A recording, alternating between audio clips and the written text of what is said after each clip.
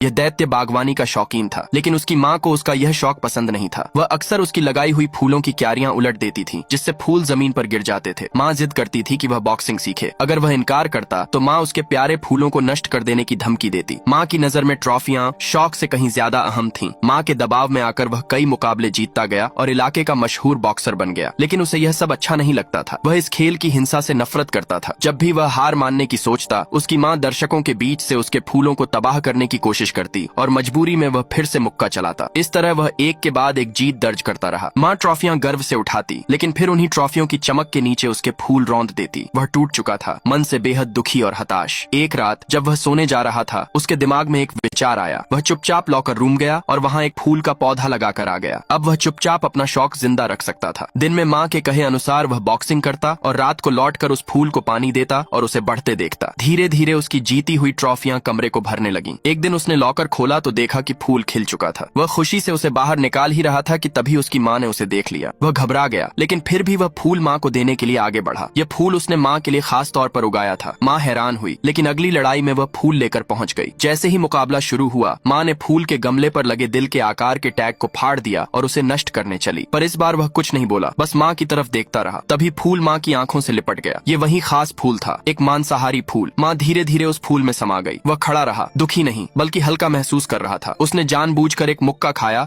और जमीन पर गिर गया। वह इस हार को महसूस कर रहा था, आजादी की तरह। अब वह उन मुकाबलों से आजाद था जिन्हें वह दिल से नापसंद करता था। उसने अपनी सारी ट्रॉफियां फूलों के गमलों में बदल दी और उन्हें रंग बिरंगे फूलों से भर दिया।